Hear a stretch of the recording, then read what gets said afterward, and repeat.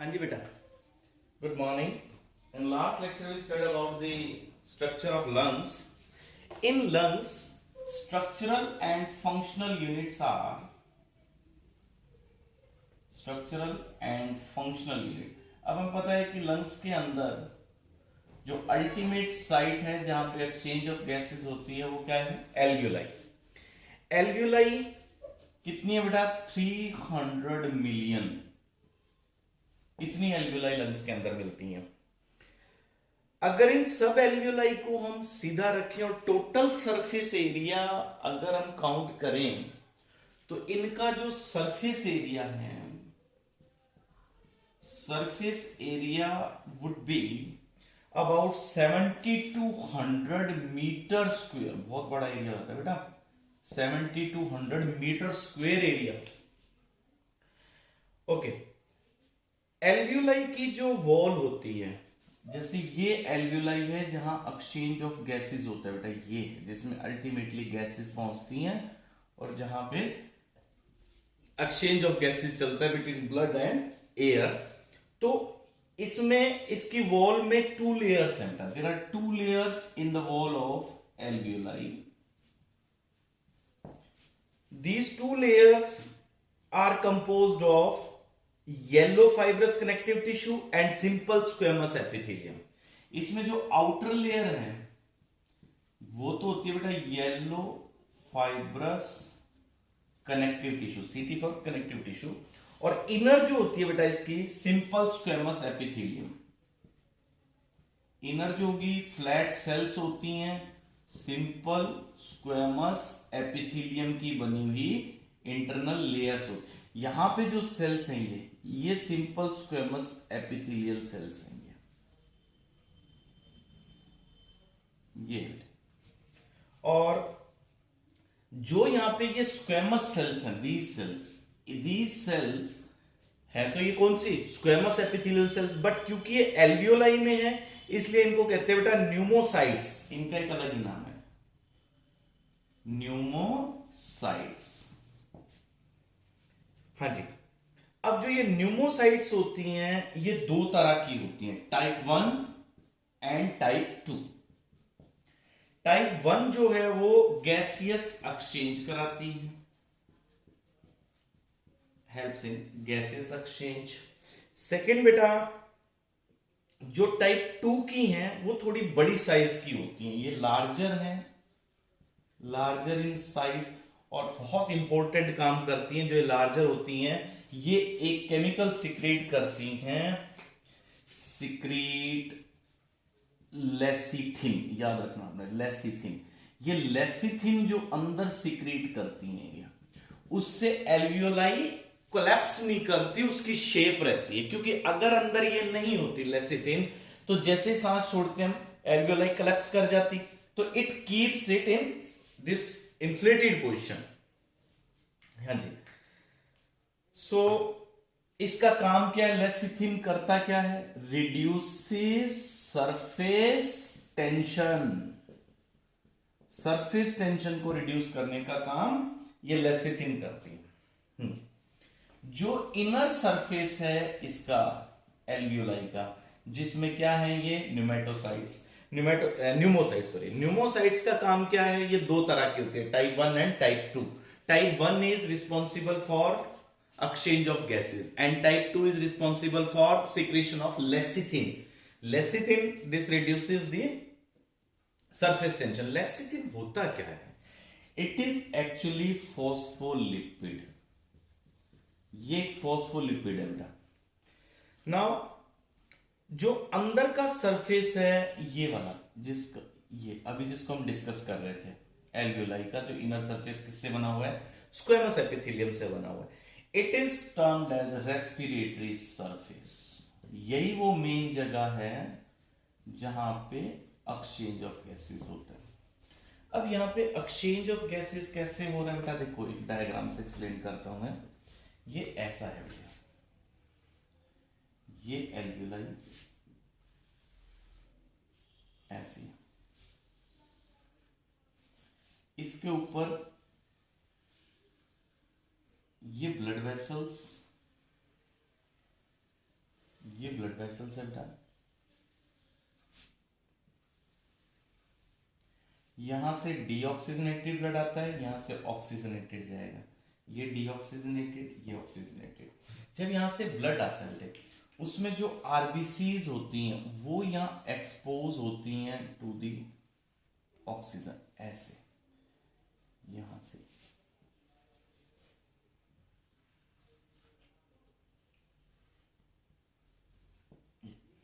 तो यहां से ऑक्सीजन इसके अंदर डिफ्यूजन से चलेगी बेटा, और कार्बन डाइऑक्साइड जो थी ये यहां से बाहर आ जाए। ये ऐसे चलता है एक्सचेंज ऑफ गैसेस। तो ये एल्वियोलाई में इस तरह कंटिन्यूअसली ब्लड इस साइड से, ये देखो डीऑक्सीजनेटेड ब्लड आ रहा है बेटा, और यहां से ऑक्सीजनेटेड ब्लड जा रहा है। अब क्योंकि यहां पे डायरेक्टली एयर आ रही है, और यहां पे भी मैंने बताया आपको कैसी सेल्स हैं, स्क्वेमस सेल्स हैं ये न्यूमोसाइट्स। अब यहां पे क्योंकि इन्फेक्शन का चांसेस भी है, इस इन्फेक्शन के चांसेस को रिड्यूस करने के लिए यहां पे फैगोसाइटिक सेल्स भी होती हैं। फैगोसाइटिक का मतलब वो जो बैक्टीरिया को इनगल्फ कर सकती हैं, बैक्टीरिया को खा सकती हैं। These phagocytic cells are called as dust cells. They are called dust cells. इनको dust cells कहते हैं। इसके बाद लंग्स में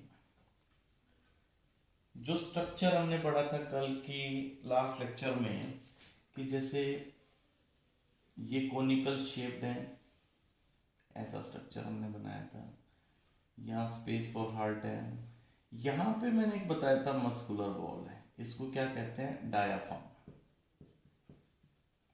डायाफ्राम किसमें होता है, ये डायाफ्राम जो है बेटा ये मैमल्स का करेक्टरिस्टिक फीचर है, मैमल्स में भी मिलता है, और एक याद रखना आपने क्रोकोडाइल में भी मिलता है, रेप्टाइल्स में क्रोकोडाइल के अंदर भी डायाफ्राम मिलता है। हाँ जी। इसके बाद बेटा अब हमने आगे देखना है कि ब्रीदिंग कैसे चलती है, सांस कैसे चलती है, अपने आप जो इंस्पिरेशन और एक्सपायरेशन है ये कैसे चलता है। हाँ जी, इंस्पायरेशन एंड एक्सपायरेशन चलने का प्रोसेस देखो बच्चे,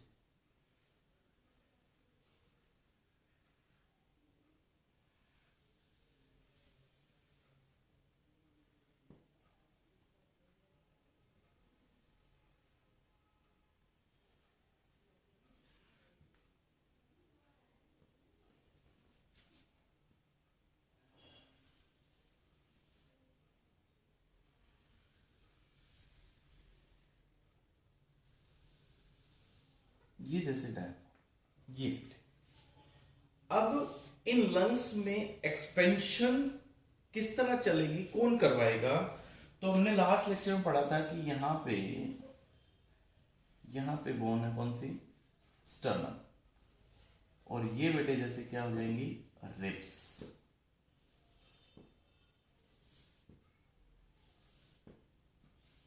ये जैसे रिब्स हैं।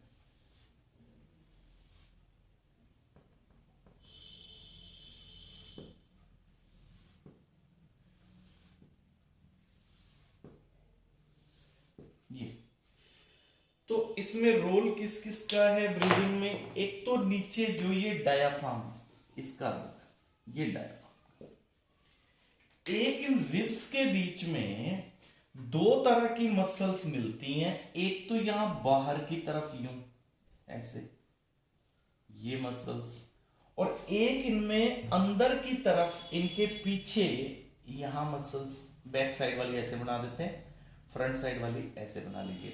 तो दो तरह की मसल्स मिलती हैं, इनको कहते हैं बेटा intercostal muscles, they are called as intercostal muscles.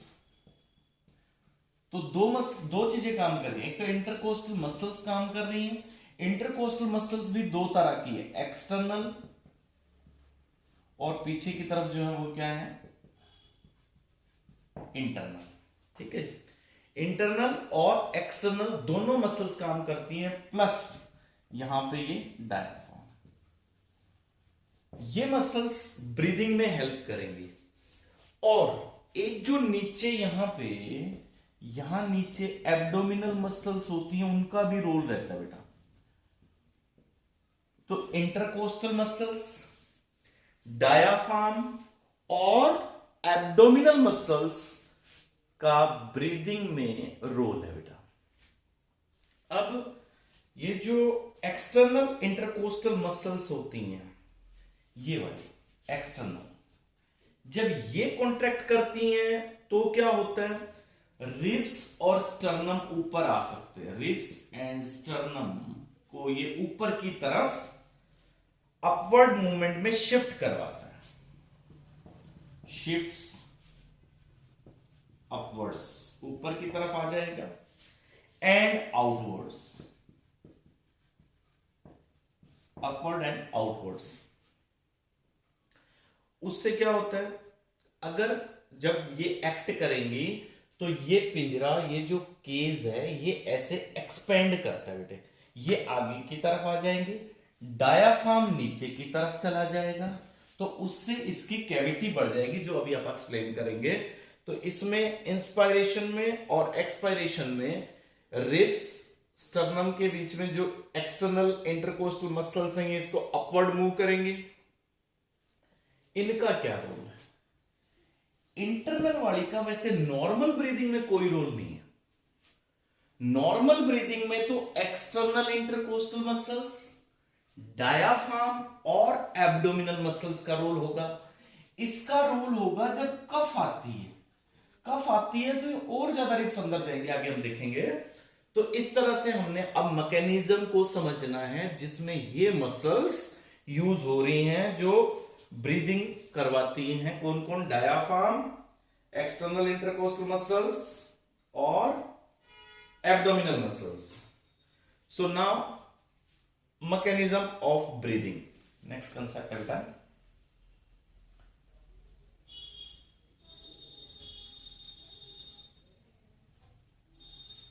हाँ जी, मैकेनिज्म ऑफ ब्रीदिंग कैसे चलती है?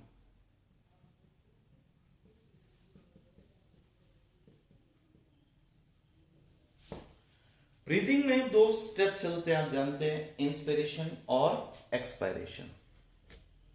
हाँ जी, breathing there are two steps, you know, one is inspiration या इनहेलेशन, सेकेंड इज एक्सपायरेशन या एक्सहेलेशन। हाँ जी, इसमें एयर इज ड्रॉन, लंग्स में जाएगी।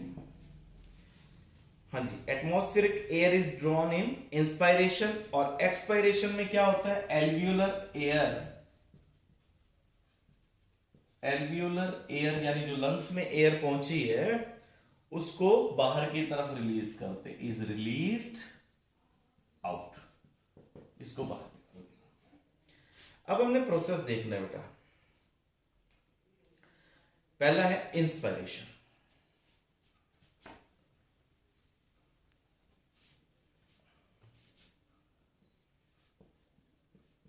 इंस्पिरेशन देखो बेटा, इंस्पिरेशन कैसे चलेगा, जैसे हम किसी पर्सन का साइड व्यू देखते हैं, देखो ऐसे है ये। जैसे मान के चलते हैं कि इसमें ब्रीदिंग नहीं हो रही, बिल्कुल सांस छोड़ रखी है। जैसे ये देखो, डायाफ्राम ऊपर की तरफ होता है, थोरेसिक कैविटी अपनी पोजीशन पे है, वर्टिब्रल कॉलम अपनी पोजीशन पे है। अब जब ब्रीदिंग होगी तो जैसे ही ब्रेन से मैसेज आता है तो बेटा ये इंटरकोस्टल मसल्स इन रिब्स को अपवर्ड मूव करेगा। आप अपनी चेस्ट पे हाथ रख के सांस लेके देखना, रिब्स अपवर्ड मूव करती हैं। रिब्स जब अपवर्ड मूव करती हैं तो रिब्स यहां पहुंच गई, देखो जैसे अपवर्ड मूव करने के बाद। डायाफ्राम स्ट्रेट हो गया बेटा, देखो ऐसे। जैसे ये हुआ आपको दिख रहा है ये अंदर का एरिया बढ़ गया ना, कैविटी बढ़ गई, एरिया बढ़ गया अंदर।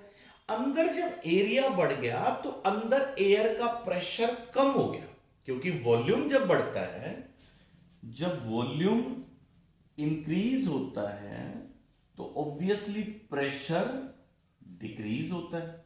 ये तो फिजिक्स का रूल है कि जगह बढ़ जाएगी तो गैसेस के लिए जगह ज्यादा होगी, प्रेशर कम हो जाएगा। अब प्रेशर अंदर कम हो गया,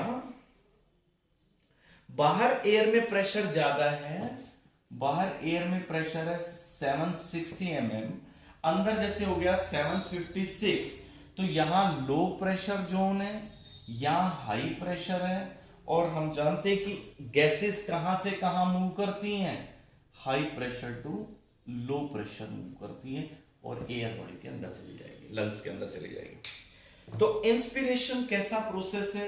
इट्स एन एक्टिव प्रोसेस। ये बेटा एक एक्टिव प्रोसेस है। सेकेंड, इसमें कौन काम कर रहा है? एक्सटर्नल इंटरकोस्टल मसल्स और डायाफ्राम।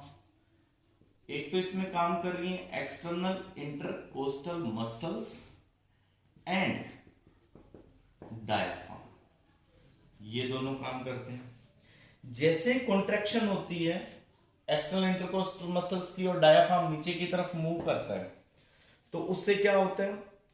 थोरेसिक कैविटी का वॉल्यूम इंक्रीज हो जाता है। Volume of thoracic cavity increases, उससे क्या हुआ बेटा? Pressure decreases. और एयर मूव करती है कहां से कहां? एयर मूव करती है higher pressure to lower pressure, और उससे एयर मूव करेगी और लंग्स फिलअप हो जाएंगे। तो ये हो गया बेटा प्रोसेस किसका? इंस्पायरेशन का। इसके बाद सेकंड प्रोसेस है एक्सपायरेशन का। इसी से समझ सकते हो आप। देखो, जब ब्रेन में कार्बन डाइऑक्साइड का लेवल कम होता है तो ब्रेन मैसेज किसका देगा? एक्सपायरेशन का। क्यों कम हुआ? क्योंकि जैसे ही यहां पे ऑक्सीजन अंदर गई, ब्लड में ऑक्सीजन का लेवल इंक्रीज हो गया। ऑक्सीजन का लेवल इंक्रीज होते ही कार्बन डाइऑक्साइड का डाउन हो गया।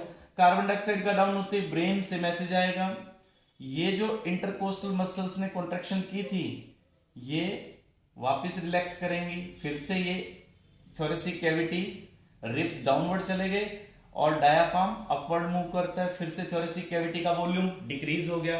अब क्या होगा? यहां का प्रेशर हाई हो गया, यहां प्रेशर हाई है और एयर में प्रेशर लो है। एयर में प्रेशर लो है तो उससे क्या होगा? Air will comes out. तो इसमें भी किस किस का रोल हुआ? एक्सटर्नल इंटरकोस्टल मसल्स का बेटा। सेकंड रोल किसका हुआ है? डायाफ्राम का।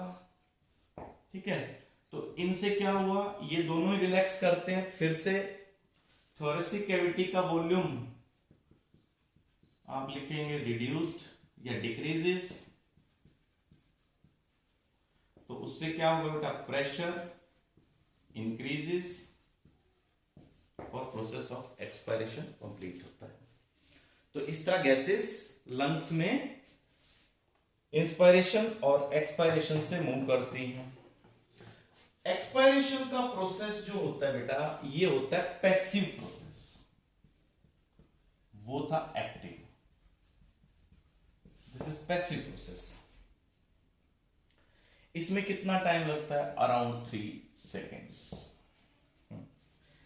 इसमें रिलैक्सेशन हुआ है और नॉर्मल जो आप ब्रीदिंग करते हैं, आप जब नॉर्मल ब्रीदिंग करते हैं, जैसे आराम से हम बैठे हैं उस टाइम जो हमारी इंस्पायरेशन और एक्सपायरेशन चलती है, इसको हम एब्डोमिनल ब्रीदिंग भी कहते हैं। It is called abdominal breathing. और हम अपने इंस्पायरेशन और एक्सपायरेशन को इंक्रीज कर सकते हैं नोमिंगली। देखो, अननोमिंगली भी चलता है प्रोसेस। जब पीसफुली अपने आप प्रोसेस चल रहा है, नॉर्मल ब्रीदिंग चल रही है, तो क्या कहेंगे हम इसको? Abdominal breathing. We can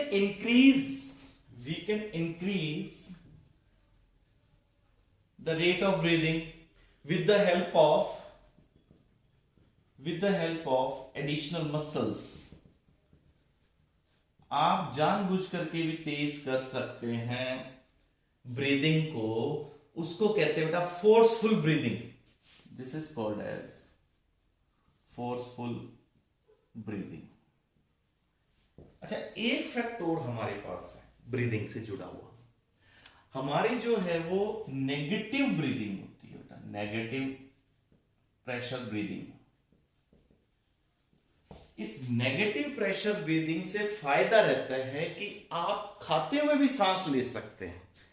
negative pressure breathing से ये हेल्प होती है बेटा कि हम दोनों प्रोसेस साइमल्टेनियसली कर सकते हैं, ब्रीदिंग भी और प्लस मैस्टिकेशन स्वेलविंग भी. अब इसके बाद हमारा नेक्स्ट टॉपिक आता है बेटा रेस्पिरेटरी वॉल्यूम्स. लंग्स में जो एयर का वॉल्यूम है, रेस्पिरेटरी वॉल्यूम्स एंड कैपेसिटीज. अच्छा, एक वो जो इंटरनल इंटरकोस्टल मसल्स का मैंने बता दिया आपको. इंटरनल इंटरकोस्टल मसल्स का काम नॉर्मल ब्रीदिंग में नहीं होता बेटा. जब कफ आती है ना, देखो एक टॉपिक वो जो पिछले में रह गया, इंटरनल इंटरकोस्टल मसल्स, ये तो कोई काम ही नहीं कर रही थी क्योंकि हमने देखा ब्रीदिंग में तो इनका कोई रोल ही नहीं था. तो फिर इनका क्या काम है, फिर ये किस लिए होती हैं? तो ये होती हैं बेटा कफ के टाइम पे फोर्सफुल एक्सपायरेशन के लिए ये हेल्प करती हैं. कफ के टाइम फोर्सफुल एक्सपायरेशन जब करवाना हो ताकि जो म्यूकस है वो बाहर आ जाए, तब ये वर्क करती है. इस थोरेसिक कैविटी को फर्दर रिड्यूस कर सकती है ताकि प्रेशर ज्यादा जनरेट हो एक्सपायरेशन में. चलिए अब बेटा रेस्पिरेटरी वॉल्यूम बहुत इंपॉर्टेंट कंसेप्ट है. Volume of air involve in breathing movements. Volume of air involve in volume of air involve in breathing. सांस लेते वक्त कितना वॉल्यूम एयर का आ रहा है जा रहा है, कैपेसिटीज जो हम पढ़ते हैं, तो it can be estimated by using spirometer. Can be estimated by using spirometer. You can use spirometer which helps in clinical assessment of pulmonary functions. इससे हमें पता लग जाएगा बेटा कि कितना वॉल्यूम ऑफ एयर इनहेल हुआ है, एक्सहेल हुआ है. ठीक है, यहां तक आपने अंडरलाइन करना बेटा, पढ़ना है. ये कैपेसिटीज और वॉल्यूम फिर हम नेक्स्ट लेक्चर में करेंगे. Thank you, have a nice day.